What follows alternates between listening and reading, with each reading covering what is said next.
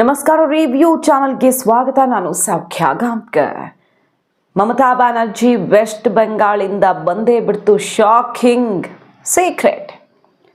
Out ಆಗಿದೆ. ಈಗ SIR ಪ್ರಕ್ರಿಯೆಯ ಮೊದಲ ಹೆಜ್ಜೆಯಲ್ಲಿಯೇ ಬೆಚ್ಚಿ ಬೀಳಿಸುವಂಥ ಇನ್ಫಾರ್ಮೇಶನ್ ಔಟ್ ಆಗ್ತಿರೋದು. ಏನದು ನೋಡ್ತಾ ಹೋಗೋಣ. ನಿನ್ನೆಯಷ್ಟೇ ಬಿಹಾರ ರಿಸಲ್ಟ್ ಹೊತ್ತಲ್ಲಿ ದೀದಿಗೆ ಓಪನ್ ಚಾಲೆಂಜ್ ಮಾಡಿದ್ರು ಮೋದಿ. ಅಂದರೆ ಗಂಗಾ ನದಿ ಇಲ್ಲಿಂದ ಅಲ್ಲಿಗೆ ಹರಿಯೋದು, ಪಶ್ಚಿಮ ಬಂಗಾಳಕ್ಕೆ ಹರಿಯೋದು, ಪಶ್ಚಿಮ ಬಂಗಾಳದಲ್ಲಿಯೂ ಕೂಡ ಗೆಲುವು ನಿಶ್ಚಿತ ಅನ್ನುವಂಥ ಶಪಥ ಗೈದ್ರು ಮೋದಿ. ಮತ್ತು ಪಶ್ಚಿಮ ಬಂಗಾಳದಲ್ಲಿ TMCಯನ್ನು ವಿಸರ್ಜಿಸ್ತೀವಿ ಈ ಸಲ ಅನ್ನುವಂಥ ಪ್ರತಿಧ್ವನಿ ಮೊಳಗ್ತು ಪಶ್ಚಿಮ ಬಂಗಾಳ BJPಯಿಂದ. ಇದೇ ಹೊತ್ತಲ್ಲಿ ಔಟ್ ಆಗ್ತಿದೆ ಬೆಚ್ಚಿ ಬೀಳಿಸುವ ಇನ್ಫಾರ್ಮೇಶನ್. ಅದು ಬೇರೆ ಯಾರ್ಯಾರೋ ಹೇಳಿದ್ದಲ್ಲ, ಬದಲಾಗಿ UIDAI ಎಲೆಕ್ಷನ್ ಕಮಿಷನ್ಗೆ ಸಬ್ಮಿಟ್ ಮಾಡಿರುವಂಥ ಡೇಟಾ ಏನು ಹೇಳ್ತಾ ಇದೆ ಅನ್ನೋದನ್ನು ನೋಡ್ತಾ ಹೋಗೋಣ. ಮಿಸ್ ಮಾಡಿದೆ ನಮ್ಮ ಚಾನಲ್ನ ಸಬ್ಸ್ಕ್ರೈಬ್ ಮಾಡಿ, ನಿಮ್ಮ ಅಭಿಪ್ರಾಯ ಕಮೆಂಟ್ ಮಾಡಿ ತಿಳಿಸಿ. ಎಸ್ ವೀಕ್ಷಕರೇ, 34 ಲಕ್ಷ ಆಧಾರ್ ಹೋಲ್ಡರ್ಸು 2009ರಿಂದ ಇಲ್ಲಿ ತನಕದ ಲೆಕ್ಕ. ಅಂದರೆ ಆಧಾರ್ ಶುರುವಾದಾಗಿನಿಂದ ಲೆಕ್ಕ ಹಾಕಿದ್ರೆ 34 ಲಕ್ಷ ಜನ ಆಧಾರ್ ಹೋಲ್ಡರ್ಸು ಸಾವಿಗೀಡಾಗಿದ್ದಾರೆ ಅಂತ ತೋರಿಸಲಾಗಿದೆ. ಇದು UIDAIನೇ ಈಗ ಎಲೆಕ್ಷನ್ ಕಮಿಷನ್ಗೆ ಸಬ್ಮಿಟ್ ಮಾಡಿರುವಂಥ ಡೀಟೇಲ್ಸು. ಅಚ್ಚರಿ ಅನ್ನೋ ರೀತಿಯಲ್ಲಿ 13 ಲಕ್ಷ ಯಾವತ್ತೂ ಆಧಾರ್ ಕಾರ್ಡೇ ಹೊಂದಿರಲಿಲ್ಲ. 13 ಲಕ್ಷ ಜನ ಆಧಾರ್ ಕಾರ್ಡನ್ನು ಇಲ್ಲಿ ತನಕ ಹೊಂದಿರಲೇ ಇಲ್ಲ, ಮತ್ತು ಅವರನ್ನು ಈಗ ಸತ್ತಿದ್ದಾರೆ ಅಂತ ಲಿಸ್ಟ್ ಮಾಡಲಾಗಿದೆ. ಮತ್ತು ಆಧಾರ್ ಕಾರ್ಡ್, ವೋಟರ್ ID ಇನ್ನಿತರ ಅಲ್ಲಿನ ಡೀಟೇಲ್ಸು ಬಹಳಷ್ಟು ಮಿಸ್ಮ್ಯಾಚ್ ಕಂಡು ಬರ್ತಿದೆ. ಇನ್ನೂ ಶುರುವಾಗಿಲ್ಲ ಪ್ರಕ್ರಿಯೆ. ಈಗಷ್ಟೇ ಎಂಟ್ರಿ ಕೊಟ್ಟಿರೋದು. SIR ಪ್ರಕ್ರಿಯೆ ಮಾಡ್ತೀವಿ ಅಂತ ಹೇಳ್ತಾ ಇದ್ದ ಹಾಗೇನೆ ಮಮತಾ ಬ್ಯಾನರ್ಜಿ ಅವರು ಬೆಂಕಿ ಬೀಳುತ್ತೆ ಅಂತ ಹೇಳಿಬಿಟ್ರು. ಈಗ ಮಮತಾ ಬ್ಯಾನರ್ಜಿ ಯಾವ ರೀತಿ ಸಿಡ್ದಿದ್ದಾರೆ ಅಂದರೆ, ಈ 34 ಲಕ್ಷ ಆಧಾರ್ ಕಾರ್ಡ್ ವಿಚಾರ ಬರ್ತಾ ಇದ್ದ ಹಾಗೆ, ಡೀಟೇಲ್ಸ್ ಎಲೆಕ್ಷನ್ ಕಮಿಷನ್ಗೆ ಹೋಗ್ತಾ ಇದ್ದ ಹಾಗೆ ಸಿಡ್ದೆದ್ದಿದೆ TMC. ಈಗ ಕೊಟ್ಟಿರೋದು 34 ಲಕ್ಷ, ಆದ್ರೆ ಓವರ್ ಆಲ್ ಈಗ ಎಕ್ಸ್ಪರ್ಟ್ಗಳು ಹೇಳ್ತಿರೋದು 47 ಲಕ್ಷ ವೋಟರ್ಸ್ ಇಲ್ಲಿ ಡಿಲೀಟ್ ಆಗುವಂತಹ ಸಂಭವ. ಅಂದರೆ ಫೇಕ್, ಈ ರೀತಿ ಫೇಕ್ ಮತ್ತು ಆಧಾರ್ ಕಾರ್ಡು, ಸತ್ತವರ ಹೆಸರಲ್ಲಿ ಆಧಾರ್ ಕಾರ್ಡು ಮತ್ತೊಂದು ಫೇಕು, ಡೂಪ್ಲಿಕೇಟು ಅನ್ನೋ ಕಾರಣಕ್ಕೆ 47 ಲಕ್ಷ ಮಿನಿಮಮ್ ವೋಟರ್ಸ್. ಹೆಚ್ಚು ಕಡಿಮೆ ಸ್ವಲ್ಪ ಅಥವಾ ಹೆಚ್ಚು ಆಗ್ಬೋದು. ಅಲ್ಲಿ 60 ಲಕ್ಷ ಆಯಿತು, ಬಿಹಾರದಲ್ಲಿ 60-65 ಲಕ್ಷ ತಂದು ಕೊಟ್ಟರೆ ಸರಿ ಮಾಡ್ತೀವಿ. ಡಿಲೀಟ್ ಮಾಡಿದ್ದನ್ನು ನೀವು ಡಾಕ್ಯುಮೆಂಟ್ ಸಮೇತ ತಂದು ಕೊಟ್ಟರೆ ಸರಿ ಮಾಡ್ತೀವಿ, ಪಬ್ಲಿಷ್ ಮಾಡಿ ಎಲೆಕ್ಷನ್ ಕಮಿಷನ್ ಟೈಮ್ ಕೊಡುತ್ತೆ. ಕೋರ್ಟ್ಗೆ ಹೋಗಿ ಹೋರಾಟ ಮಾಡೋದಾದರೆ ಅದನ್ನು ಮಾಡಬಹುದು. ಬಿಹಾರದಲ್ಲೂ ಆಯ್ತಲ್ವ ಅದೆಲ್ಲ. ಆದರೆ ಯಶಸ್ವಿಯಾಗಿ ಎಲೆಕ್ಷನ್ ಕಮಿಷನ್ ಅಂದ್ಕೊಂಡಿದ್ದನ್ನು ಮಾಡ್ತು. ಈಗ ಪಶ್ಚಿಮ ಬಂಗಾಳದಲ್ಲಿ ಈ ದೊಡ್ಡ ಸಂಖ್ಯೆ ಆಡಳಿತ ಪಕ್ಷಕ್ಕೆ ತೀರಾ ಮುಜುಗರ ತಂದಿಟ್ಟಿದೆ. ಅದು ಹೆಂಗೆ ಸಾಧ್ಯ? ಅದು ಹೇಗೆ ಇದೆಲ್ಲ ನಡ್ಕೊಂಡು ಬರ್ತಿದೆ ಅನ್ನೋ ಪ್ರಶ್ನೆ. ಆರಂಭಿಕವಾಗಿಯೇ ದೊಡ್ಡ ಪೆಟ್ಟು ತಿಂದ್ರ ದೀದಿ. ಚುನಾವಣಾ ಸೋಲಿನ ಮೊದಲ ಹೆಜ್ಜೆಯ ಇದು ಅನ್ನೋ ರೀತಿಯಲ್ಲಿ BJP ಈಗ ಸಂಭ್ರಮಿಸ್ತಿದೆ. ಇದನ್ನು ಬಣ್ಣ ಬಯಲಾಗತ್ತೆ ಇವರದ್ದು ಅಂತ. ಎಲೆಕ್ಷನ್ ಕಮಿಷನ್ ಅದರ ಕಾರ್ಯವನ್ನು ಅಚ್ಚುಕಟ್ಟಾಗಿ ಮಾಡುತ್ತೆ. ಅದರಿಂದ TMC ದೊಡ್ಡ ಹೊಡೆತವನ್ನು ತಿನ್ನೋದು ಫಿಕ್ಸ್ ಅನ್ನೋ ವಿಚಾರ ಈಗ ಜೋರು ಸದ್ದು ಮಾಡ್ತಿದೆ. ವೆಸ್ಟ್ ಬೆಂಗಾಲಲ್ಲಿ ಒಬ್ಬರು CM ಆಗಿ ಜವಾಬ್ದಾರಿಯುತ ಸ್ಥಾನದಲ್ಲಿರೋರಾಗಿ ಲಾ ಆ್ಯಂಡ್ ಆರ್ಡರ್ ಮೇಂಟೈನ್ ಮಾಡಬೇಕಾದಂಥ ಮುಖ್ಯಮಂತ್ರಿಯೇ ನಮ್ಮ ರಾಜ್ಯಕ್ಕೆ SIR ಅಂತ ಬಂದರೆ ಬೆಂಕಿ ಬೀಳುತ್ತೆ ಅಂತ ಕೆಂಡ ಕಾರು ಬಿಟ್ಟರು. ಮತ್ತು SIR ಅಂತ ಬಂದರೆ ಮುಗಿಸಿಬಿಡ್ತೀವಿ ಅಂತ TMC MLAಗಳೆಲ್ಲ ಕೆಲವರು BJPಯ ವಿರುದ್ಧ ಗುಡುಗಿದ್ದನ್ನು ನೋಡಿದ್ವಿ. ಮುಗಿಸಿ ಬಿಡ್ತೀವಿ ಅವ್ರ ಕಥೆನ ಅಂತೆಲ್ಲ ಗುಡುಗಿದವರಿದ್ದಾರೆ. ಈಗ ನೋಡಿದ್ರೆ SIR ಪ್ರಕ್ರಿಯೆ ಇನ್ನೂ ಶುರುನೇ ಆಗಿಲ್ಲ. ಏನೇನು ಲೋಪಗಳಿವೆ ಅನ್ನೋದನ್ನು ಪತ್ತೆ ಹಚ್ಚುವಂಥ ಆರಂಭಿಕ ಹೆಜ್ಜೆ ಅಂದರೆ ಪ್ರೋಬ್ ಆರ್ಡರ್ ಆಗಿದೆ ಅಷ್ಟೇ ಎಲೆಕ್ಷನ್ ಕಮಿಷನಿಂದ. ಇದ್ರ ಬಗ್ಗೆ ತನಿಖೆ ಆಗಬೇಕು, ಕ್ಲೀನಪ್ ಆಗಬೇಕು ಅನ್ನೋ ನಿಟ್ಟಿನಲ್ಲಿ ಮೊದಲ ಹೆಜ್ಜೆ. ಅಲ್ಲೇ ನೋಡಿ ಎಷ್ಟೆಲ್ಲ ವ್ಯತ್ಯಾಸಗಳು ಕಂಡು ಬರ್ತಾ ಇದ್ದಾವೆ ಅನ್ನೋದು. ಅವರ ಜೊತೆಗೆ UIDAI ಅಧಿಕಾರಿಗಳು ಮಾಹಿತಿಯನ್ನು ಹಂಚಿಕೊಂಡಿದ್ದಾರೆ. ಈ ಮಾಹಿತಿಯನ್ನು ರಾಜ್ಯದಲ್ಲಿ ಸುಮಾರು 13 ಲಕ್ಷ ಮಂದಿ ಆಧಾರ್ ಕಾರ್ಡ್ಗಳನ್ನು ಎಂದಿಗೂ ಹೊಂದೇ ಇಲ್ಲ. ನಂತರ ಅವರು ಈಗ ಮೃತಪಟ್ಟಿದ್ದಾರೆ. ನಕಲಿ, ಮೃತ, ವಲಸೆ ಸೇರಿದಂತೆ ಮತಪಟ್ಟಿಯಲ್ಲಿ ಅನರ್ಹ ಮತದಾರರು ಇದ್ದಾರೆ. ಐ ರಿಪೀಟ್, ನಕಲಿ, ಮೃತ, ವಲಸೆ ಸೇರಿದಂತೆ ಮತಪಟ್ಟಿಯಲ್ಲಿ ಅನರ್ಹ ಮತದಾರರಿದ್ದಾರೆ ಅನ್ನೋ ಬಗ್ಗೆ ಚುನಾವಣಾ ಆಯೋಗಕ್ಕೆ ದೂರುಗಳ ಸುರಿಮಳೆ ಬಂದು ಸುರಿದಿದೆ. ಈಗಷ್ಟೇ ಎಂಟ್ರಿ ಕೊಟ್ಟಿರೋದು SIR. ಬಿಹಾರ ಮುಗಿಸ್ಕೊಂಡು, ಬಿಹಾರದಲ್ಲಿ ನೋಡಿದ್ವಿ ಏನೇನಾಯ್ತು ಹಂಗಾಮ ಅಂತ. ಬಿಹಾರ ಮುಗಿಸ್ಕೊಂಡು ಈಗಷ್ಟೇ ಎಂಟ್ರಿ ಕೊಟ್ಟಿರೋದು, ಇನ್ನೂ ಮುಂದಿರೋದು ಹಬ್ಬ ಇಡೀ ದೇಶದಲ್ಲಿ ನಡೆಯುತ್ತೆ ಅಂತ ನರೇಂದ್ರ ಮೋದಿ ಪ್ರತಿಜ್ಞೆ ಮಾಡಿದ್ದಾರೆ. ಎಲೆಕ್ಷನ್ ಕಮಿಷನ್ ತಯಾರಿ ಮಾಡಿಕೊಂಡಿದೆ. ಈ ಹೊತ್ತಲ್ಲಿ ಬಿಹಾರದಲ್ಲಿ ಆಲ್ರೆಡಿ ದೂರುಗಳ ಸುರಿಮಳೆ. ನಕಲಿ, ಮೃತ, ವಲಸೆ ಸೇರಿದಂತೆ ಮತಪಟ್ಟಿಯಲ್ಲಿ ಬಹಳಷ್ಟು ಅನರ್ಹ ಮತದಾರರಿದ್ದಾರೆ ಅನ್ನೋದು. ಮೃತ ನಾಗರಿಕರನ್ನ ಪಟ್ಟಿಯಿಂದ ಕೈ ಬಿಡೋದಕ್ಕೆ ಮತ್ತು ಅಳಿಸಿ ಹಾಕೋದಕ್ಕೆ ಆಧಾರ್ ದಾಖಲೆ ಸಹಾಯ ಪಡ್ಕೊಳ್ತಾ ಇದ್ದಾರೆ. ಈಗ ರಾಜ್ಯ ಚುನಾವಣಾ ಅಧಿಕಾರಿ ಈ ಬಗ್ಗೆ ಮಾಹಿತಿಯನ್ನು ಕೊಟ್ಟಿದ್ದಾರೆ. ಬ್ಯಾಂಕ್ ಖಾತೆಗಳಿಗೆ ಆಧಾರ್ ಲಿಂಕ್ ಮಾಡಿರೋದು, ಅಲ್ಲಿಂದ ಕೂಡ ಮಾಹಿತಿಯನ್ನು ಸಂಗ್ರಹ ಮಾಡಲಾಗ್ತಾ ಇದೆ. ಸೊ 2009 ಜನವರಿಯಿಂದ ಇಲ್ಲಿನವರೆಗಿನ ಲೆಕ್ಕ ತಗೊಂಡಾಗ ಮಾಹಿತಿ ಅಂತೂ ಶಾಕಿಂಗ್ ಆಗಿದೆ. ಒಟ್ಟು 6.98 ಕೋಟಿಗೂ ಹೆಚ್ಚು ಗಣತಿ ನಮೂನೆಗಳನ್ನು ಕೊಟ್ಟಿದ್ದಾರೆ. ಈಗ ಕರಡು ಪಟ್ಟಿಯಲ್ಲಿ ಏನಾದರೂ ಹೆಚ್ಚು ಕಡಿಮೆ ಆಗಿದ್ರೆ ಅವರ ವಿರುದ್ಧ, ಯಾರೋ BLOಗಳ ವಿರುದ್ಧ ಶಿಸ್ತು ಕ್ರಮವನ್ನು ಕೈಗೊಳ್ಳಲಾಗತ್ತೆ. ಅಕಸ್ಮಾತ್ ನಕಲಿ, ಮೃತ ಮತ್ತು ಈಗ ಬೇರೆ ಬೇರೆ ರೀತಿಯಲ್ಲಿ ತಪ್ಪುಗಳು ಕಂಡು ಬರ್ತಿದ್ವಿಯಲ್ಲ, ದೂರುಗಳು ಬಂದಿವೆಯಲ್ಲ, ಅದು ಪಕ್ಕಾ ಆಗಿಬಿಟ್ರೆ BLOಗಳ ವಿರುದ್ಧ ಶಿಸ್ತು ಕ್ರಮ ಕೈಗೊಳ್ಳಲಾಗುತ್ತೆ. ಪರಿಷ್ಕರಣೆ ಪ್ರಕ್ರಿಯೆಯಲ್ಲಿ ನಿಖರತೆ, ಜಾಗರೂಕತೆ ಖಚಿತಪಡಿಸ್ಕೊಳ್ಳೋದಕ್ಕೆ ಈಗ ERO ಚುನಾವಣಾ ನೋಂದಣಾ ಅಧಿಕಾರಿಗಳಿಗೆ ಸೂಚನೆಯನ್ನು ಕೊಡಲಾಗಿದೆ. ಬಿಹಾರದ ಬಳಿಕ ದೇಶದ 12 ರಾಜ್ಯಗಳಲ್ಲಿ 2ನೇ ಹಂತದಲ್ಲಿ ಮತ ಪರಿಷ್ಕರಣೆ ಮಾಡೋದು ಈಗ ಕೇಂದ್ರ ಚುನಾವಣಾ ಆಯೋಗ ಕೈಗೆತ್ತಿಕೊಂಡಿರುವಂತಹ ಸ್ಟೆಪ್. ಅಕ್ಟೋಬರ್ 27ನೇ ತಾರೀಕು ಘೋಷಣೆಯಾಗಿದೆ. ಅದರಂತೆ ನವೆಂಬರ್ 4ರಿಂದ ಪ್ರಕ್ರಿಯೆ ಶುರುವಾಗಿದೆ. ಕರಡು ಮತದಾರರ ಪಟ್ಟಿಯನ್ನು ಡಿಸೆಂಬರ್ 9ರಂದು ಪ್ರಕಟ ಮಾಡಲಾಗುತ್ತೆ. ಅಂತಿಮ ಮತದಾರರ ಪಟ್ಟಿಯನ್ನು 2026 ಫೆಬ್ರವರಿಯಲ್ಲಿ ಪ್ರಕಟ ಮಾಡಲಾಗುತ್ತೆ. ನೆಕ್ಸ್ಟ್ ಇರೋದೀಗ ಇಡೀ ದೇಶದ ಗಮನ ಸೆಳೆದಿರೋದು, ಇನ್ನು ಬಿಹಾರಕ್ಕಿಂತ ಹೈ ವೋಲ್ಟೇಜ್ ಆಗುತ್ತೆ ಇದು. ಯಾಕಂದರೆ ಮಮತಾ ಬ್ಯಾನರ್ಜಿ ವರ್ಸಸ್ ಮೋದಿ ಆಗತ್ತೆ.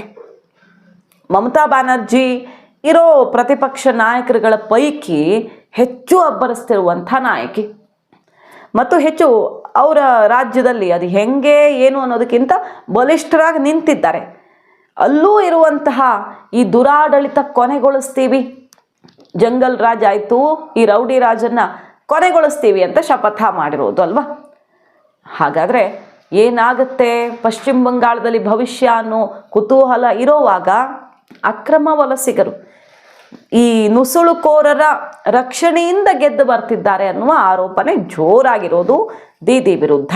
ಹಾಗಾಗಿ ಅವರನ್ನೆಲ್ಲ ಹೊರಗಡೆ ಹೋಗೋಕ್ಕೂ ಬಿಡಲ್ಲ. ಇವರೆಲ್ಲ ದಾಖಲೆ ಕೊಟ್ಟು ಅವ್ರಿಗೆ ಸರ್ಕಾರ ಯೋಜನೆಗಳನ್ನು, ಸ್ಕೀಮ್ಗಳನ್ನು ಭರ್ಜರಿಯಾಗಿ ಕೊಟ್ಟು ಅವರನ್ನು ಉಳಿಸ್ಕೊಂಡು ದೇಶ ಹಾಳು ಮಾಡೋದಕ್ಕೆ ಅವ್ರಿಗೆ ಕುಮ್ಮಕ್ಕು ಕೊಟ್ಟು ಅವರನ್ನು ವೋಟರ್ಸ್ ಆಗಿ ಸಾಕಿ ಸಲಹುತ್ತಿದ್ದಾರೆ ಅಂತಲೇ ಆರೋಪ ಇರೋದು. ಅಂಥ ಒಂದು ವೋಟು ಬೀಳಕ್ಕೆ ಬಿಡಲ್ಲ ಅನ್ನೋದು ಮೋದಿ ಶಪಥ. ಈ ದೇಶದವರು ಮಾತ್ರ ವೋಟ್ ಹಾಕಬೇಕು, ಬಾಂಗ್ಲಾ ವಲಸಿಗರಲ್ಲ, ರೋಹಿಂಗ್ಯಾಗಳಲ್ಲ, ಇನ್ನೊಬ್ಬರಲ್ಲ. ಸೊ ಆ ಸ್ಟೆಪ್ ಶುರುವಾಗಿದೆ. ಆರಂಭದಲ್ಲಿಯೇ ದೀದಿಗೆ ಆಘಾತವಾಯಿತು ಈ ದೂರುಗಳ ಸುರಿಮಳೆ. गंगा जी यहाँ बिहार से बहते हुए ही बंगाल तक पहुंचती है.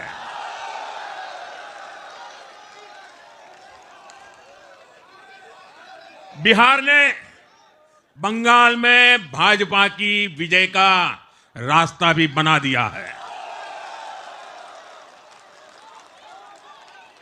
मैं बंगाल के भाइयों बहनों को भी आश्वस्त करता हूं, अब भाजपा आपके साथ मिलकर पश्चिम बंगाल से भी जंगल राज को उखाड़ फेंकेगी.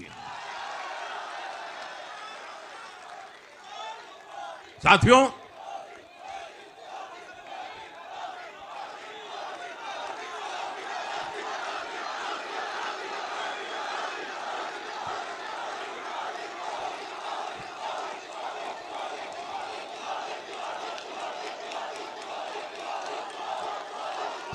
ದೂರುಗಳ ರಾಶಿ ಬಂದು ಬೀಳ್ತಾ ಇದೆ.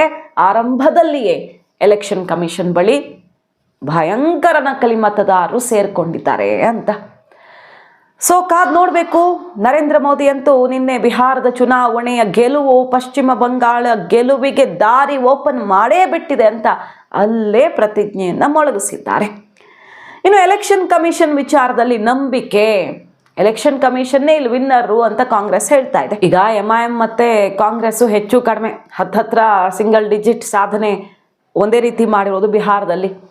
ಆರಂಭದಲ್ಲಿ OICನೇ ಮುಂದಿದ್ರು, ಆಮೇಲೆ ಕಾಂಗ್ರೆಸ್ 6 ಸೀಟಿಗೆ ಹೋಗಿ ನಿಲ್ತು, 5-6.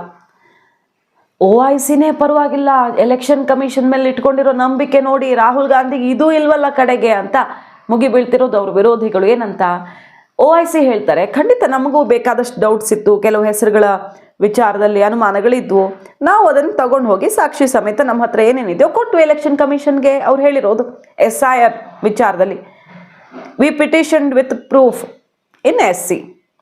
ಈಗ ಸುಪ್ರೀಂ ಕೋರ್ಟ್ಗೆ ಹೋಗಿತ್ತು. ಸುಪ್ರೀಂ ಕೋರ್ಟ್ ಏನು ಕೇಳಿತ್ತು, ಎಲ್ಲ ರಾಜಕೀಯ ಪಕ್ಷಗಳು ಹೆಲ್ಪ್ ಮಾಡಿ ಮತದಾರರಿಗೆ ಯಾರ ಹೆಸರನ್ನು ಕೈ ಬಿಡಲಾಗಿದೆ, ಸಾಕ್ಷಿ ಸಮೇತ ಅವ್ರ ದಾಖಲೆ ಸಮೇತ ಬಂದರೆ ಸರಿ ಮಾಡ್ಕೊಳ್ತೀವಿ ಅಂತ ಎಲೆಕ್ಷನ್ ಕಮಿಷನ್ನೇ ಹೇಳಿತ್ತು. ಅದಕ್ಕೋಸ್ಕರನೇ ಕರಡು ಪ್ರತಿ ಬಿಡ್ತಾರೆ, ಪಬ್ಲಿಷ್ ಮಾಡ್ತಾರೆ, ಫೈನಲ್ ಆದಮೇಲೆ ಎಲ್ಲ ಸಿಗುತ್ತೆ, ಎಲ್ಲ ರಾಜಕೀಯ ಪಕ್ಷಗಳಿಗೂ ಕೂಡ ಪ್ರತಿ ಹೋಗುತ್ತೆ.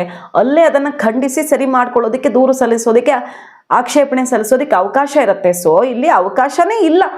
ಆಮೇಲೆ ರಿಸಲ್ಟ್ ಬಂದಮೇಲೆ ಬಾಯ್ ಬಡ್ಕೊಳ್ಳೋದಕ್ಕೆ ಕೋರ್ಟ್ಗೆ ಹೋಗ್ಬೇಕಷ್ಟೇ ಅಲ್ವಾ.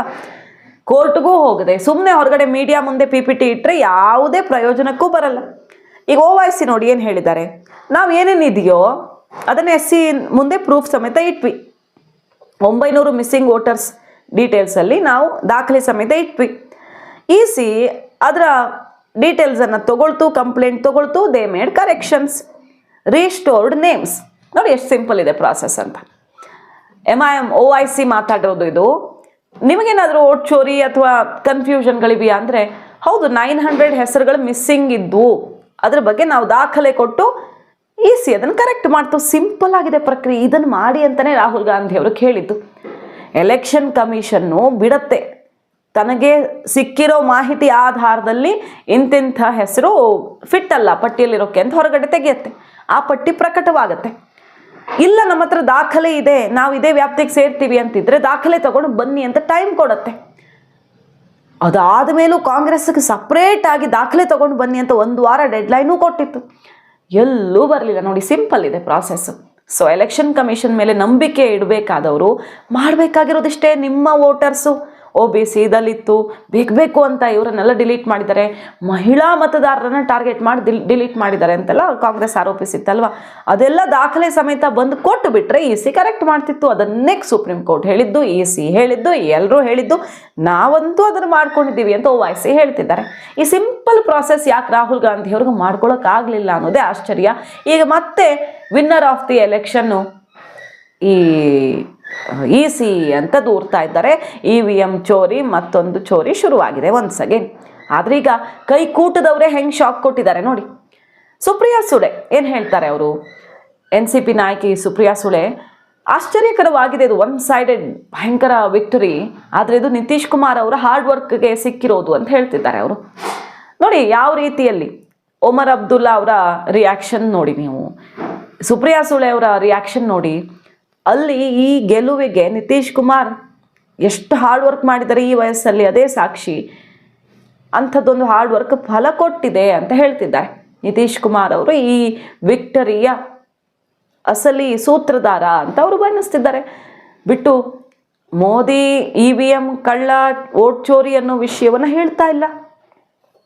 ಒಮರ್ ಅಬ್ದುಲ್ಲಾ ಕಾಂಗ್ರೆಸ್ ಪರಿಸ್ಥಿತಿ ನೋಡಿದ್ರೆ ನಾವೇ ಎಷ್ಟೋ ಬೆಟರ್ ಅನ್ನಿಸ್ತಿದೆ. ಅವ್ರು ಬೈ ಎಲೆಕ್ಷನ್ ಸೋತ್ರಲ್ಲ, ಅಲ್ಲಿ ಪರವಾಗಿಲ್ಲ, ನಮ್ಮ ಪರಿಸ್ಥಿತಿ ಪರವಾಗಿಲ್ಲ ಅಂತಿದ್ದಾರೆ. ಸೊ ಈಗ ಕೈಕೂಟದ ನಾಯಕರೇ ಕಾಲ ಹೇಳ್ತಿದ್ದಾರೆ. ಕೈಕೂಟ ಬಿಟ್ಟು ಹಾಕಿ ಕಾಂಗ್ರೆಸ್ನ ನಾಯಕರು ಏನು ಹೇಳ್ತಿದ್ದಾರೆ ನೋಡಿ. ಇವರು ಕಾಂಗ್ರೆಸ್ನ ಒಬ್ಬರು ಸೀನಿಯರ್ ಲೀಡರು, ರಾಜ್ಯಪಾಲರು ಆಗಿದ್ದರು ಹಿಂದೆ. ಅವ್ರು ಹೇಳ್ತಿರೋದು ನೋಡಿ, ಕಾಂಗ್ರೆಸ್ ಸೋಲಿಗೆ ಸಂಘಟನೆಯಲ್ಲಿನ ದುರ್ಬಲತೆಯೇ ಕಾರಣ. ಅಂದರೆ ನಮ್ಮ ಸಂಘಟನೆಯ ಶಕ್ತಿ ಕಳ್ಕೊಂಡಿದ್ದೀವಿ ಅನ್ನೋದನ್ನು ಒಪ್ಕೋತಿದ್ದಾರೆ ಅವರು. ಯಾರವರು? ಫಾರ್ಮರ್ ಗವರ್ನರ್ ನಿಖಿಲ್ ಕುಮಾರ್ ಅವರು. ಸತ್ಯ ಹೇಳ್ತಿರೋರನ್ನ ಕಾಂಗ್ರೆಸ್ ಯಾವತ್ತೂ ಹತ್ರಕ್ಕೂ ಸೇರಿಸ್ಕೊಳ್ಳಲ್ಲ. ನೋಡಿ ಏನು ಹೇಳ್ತಿದ್ದಾರೆ ಅಂತ BJP ಅವರು ವಿಡಿಯೋ ಇಟ್ಟು ಮಾತಾಡ್ತಿದೆ. ಮಹಾರಾಷ್ಟ್ರದಲ್ಲೂ ಹಿಂಗೆ ಆಗಿತ್ತು. EVM ದೂರೋ ಸಮಯ ಅಲ್ಲ ಇದು. ಫಸ್ಟ್ ಇದ್ದಂಥ ಜಾಗದಲ್ಲಿ ನಾವು ಲಾಸ್ಟ್ ಆಗಿದ್ದೀವಿ. ಇಲ್ಲಿ ಬದಲಾವಣೆಯ ಸಮಯ ಅಂತ ಕೆಲವು ಕಾಂಗ್ರೆಸ್ನ ಸೀನಿಯರ್ಸು ಮಾತಾಡಿದ್ರು ಓಪನ್ ಆಗಿ. ಅವ್ರ ವಿರುದ್ಧ ಏನೇನು ಆಕ್ಷನ್ ಆಯ್ತು ಆಮೇಲೆ ಗೊತ್ತಿಲ್ಲ. ಸೊ ಕಾಂಗ್ರೆಸ್ಗಂತೂ ಈಗ ಎಲ್ಲರಿಂದಲೂ ಆಘಾತ. ಮೋದಿ ಪಕ್ಷ ಸ್ಪ್ಲಿಟ್ ಆಗುತ್ತೆ ಅಂತಿದ್ದಾರೆ. ಕಾಂಗ್ರೆಸ್ ವಿಭಜನೆಯಾಗತ್ತೆ ಸದ್ಯದಲ್ಲೇ ಅಂತಿದ್ದಾರೆ. ಮತ್ತು ಅದು ಮುಸ್ಲಿಂ ಮಾವೋಯಿಸ್ಟ್ ಲೀಗ್ ಅನ್ನುವಂಥ ಹೊಸ ಟೈಟಲನ್ನು ಕೊಟ್ಟಿದ್ದಾರೆ. ಕಾಂಗ್ರೆಸ್ ಅಂದರೆ ಏನದು ಅಂತ ಅಲ್ಲಿರೋರಿಗೆ ಇಷ್ಟ ಇಲ್ಲ ಕಾಂಗ್ರೆಸ್ ನಾಯಕತ್ವ ಅಂತ. ಈ ಕಡೆ ಕೈಕೂಟದ ಮಿತ್ರ ಪಕ್ಷಗಳೇ ಈಗ ರಾಹುಲ್ ಗಾಂಧಿ ಅವ್ರಿಗೆ ಆಘಾತ ಕೊಡ್ತಿರೋದು. ಇದರ ನಡುವೆ SIR ಪ್ರಕ್ರಿಯೆ ಯಾವುದನ್ನು ಕಟ್ ಹಾಕ್ತೀವಿ ಎಲೆಕ್ಷನ್ ಕಮಿಷನ್ ಇದು ಮಾಡೋಕ್ಕೆ ಬಿಡಲ್ಲ ಅನ್ನೋ ರೀತಿಯಲ್ಲಿ ಸೆಡ್ ಹೊಡೆದಿದ್ರು. ಆ SIR ಪ್ರಕ್ರಿಯೆ ದೇಶದ ಉದ್ದಗಲಕ್ಕೂ ಸಾಗ್ತಾ ಇದೆ. ಪ್ರತಿಜ್ಞೆ ಮಾಡಿದಂತೆ. ಮಾಹಿತಿ ಇಷ್ಟ ಆಗಿದ್ರೆ ಮಿಸ್ ಮಾಡದೆ ನಮ್ಮ ಚಾನಲ್ನ ಸಬ್ಸ್ಕ್ರೈಬ್ ಮಾಡಿ. ನಿಮ್ಮ ಅಭಿಪ್ರಾಯ ಕಮೆಂಟ್ ಮಾಡಿ ತಿಳಿಸಿ. Thank you.